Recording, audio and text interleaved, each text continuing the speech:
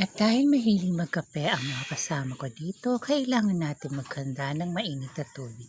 Kaya napakulo na tayo sa takore. At tayo na nga nagbabaga na ang apoy, di ba? Siyempre, lagi natin ihanda na ang iba ay ginagamit ang mainit na tubig sa cup noodle. At siyempre sa mga mahilig magkape dyan. Kaya lagi nating i-ready ang pagpapakulo ng mainit na tubig. Lalo na ngayon kung malamig ang panahon ay kailangan natin magpakulo. Kitang-kita nyo naman, kung marami naman tayong panggatong o kahoy, ayan, magagamit natin yan. Lalo sa panahon ngayon, napakamahal ng gasol. So, kailangan natin paminsan-minsan ay gumamit ng kahoy.